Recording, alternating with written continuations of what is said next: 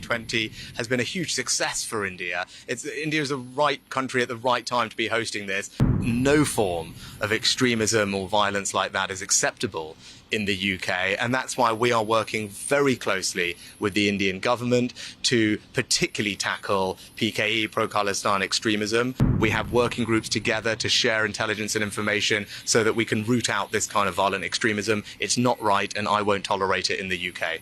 I have enormous respect for Modi ji, and he's been personally very warm and kind to me.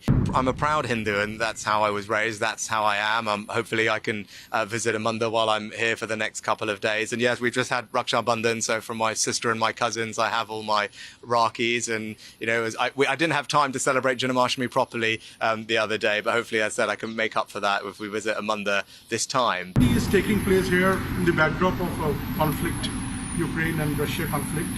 So, do you think it will cast a shadow, and will it have an effect on the consensus building and the outcome?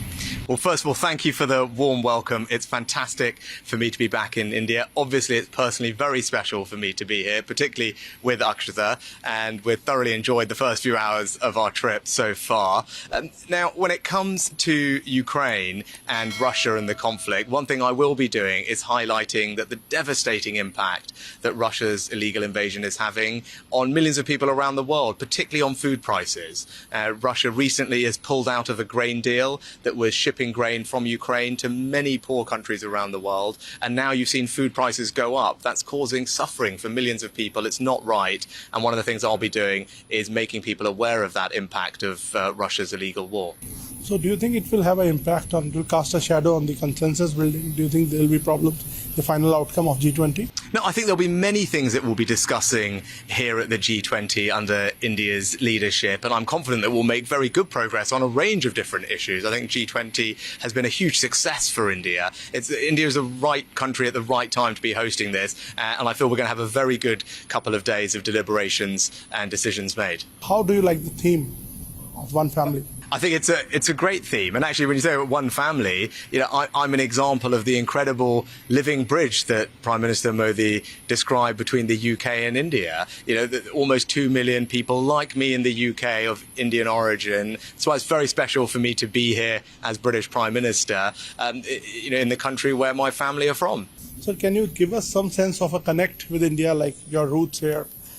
Well, you know, obviously, you know, my wife is from here, from Bangalore. We got married in Bangalore. We used to spend lots of time together before we had children in Delhi, and we're trying to figure out if we can go to one of our old favourite restaurants this evening. But look, it's personally incredibly special for me to be back in India. It's a country I love dearly, a country where my family are from. But to come here in this role, to represent the UK, to find ways to forge closer links with India and play a part in making sure that India has an incredibly successful G20. And I'm very proud to see India doing so well on the world stage. Sir, coming to the bilateral part of it, a free trade agreement is underway, under discussion between the two countries. How soon can we expect to complete? Well, both Modi ji and I are keen to see a comprehensive and ambitious trade deal concluded between our two countries. Both of us think that there is a good deal to be done. But trade deals always take time. They need to work for both countries. And although we've made enormous progress, there is still hard work to go. And that's what we need to keep going through. The G20 is not the forum for those discussions. Of course, I will touch on that with Prime Minister Modi. But the teams are working very hard. But as I said, there's hard work to go, but we will keep working through it. But I think there is an enormous opportunity for both India and the UK to strengthen our economic cooperation, which will bring real benefits to our citizens in both countries. Can you tell us something about your equation with Prime Minister Modi? You have met him a couple of times now. Yes, and I have enormous respect for Modi ji, and he's been personally very warm and kind to me, and we're working very hard, as I said, on our shared ambition of concluding an ambitious and comprehensive trade deal between India and the UK, because both of us think that would be a good thing, and both of us need to make sure it works for our two countries. And at forums like this, I'm very keen to support Prime Minister Modi in making sure that this G20 is an enormous success for India, which I know it will be, and this has been a great year for India more generally. Sir, another question. A lot of Indian community lives in your country there, and we have seen some ugly scenes of Khalistani protests, separatist protests. How do you secure Indian interests and there, because this is a big, huge issue between the two countries? Yeah, it's a really important question, and let me just say unequivocally that no form of extremism or violence like that is acceptable in the UK, and that's why we are working very closely with the Indian government to particularly tackle PKE, pro-Khalistan extremism. I don't think it's right. Our security minister recently was just in India talking to his counterparts. We have working groups together to share intelligence and information so that we can root out this kind of violent extremism. It's not right, and I won't tolerate it in the UK. Sir, how do you look at India's position on Russia and Ukraine? Well, it's not for me to tell India what positions to take on international issues, but I know India rightly cares about the international rule of law, the UN Charter, and respect for territorial integrity. I think those are things that are universal values that we all share. Those are things that I believe, and India, I know, believes in those things too. Sir, you have defined India-UK relations as a defining of our times. And what is the roadmap of 2030? Can you give us some broad sense of the bilateral relation there? Well, I think the bilateral relationship is in good health, and Prime Minister Modi and I are keen to deepen and broaden our relationship.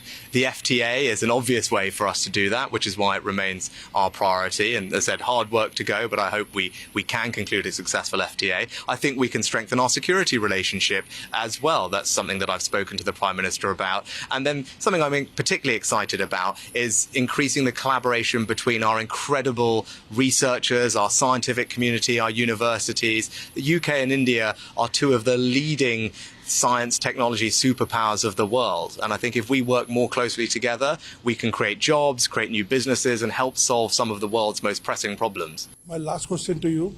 You talked about your roots in India. People also there's much talk about your roots. You are connected to Hinduism and you wear these, rollies in your hands. Tell us something about it. Yeah, so I'm a proud Hindu, and that's how I was raised. That's how I am. Hopefully, I can visit a mandir while I'm here for the next couple of days. And yes, we've just had Raksha Bandhan, so from my sister and my cousins, I have all my Rakis. And I didn't have time to celebrate Janmashtami properly the other day, but hopefully, as I said, I can make up for that if we visit a mandir this time. But it's something that is important to me. I think faith is something that helps everybody who has faith in their lives, particularly when you have these stressful jobs like I do. Having faith to give you resilience, to give you strength is important, and it provides an outlook on life which I find particularly valuable.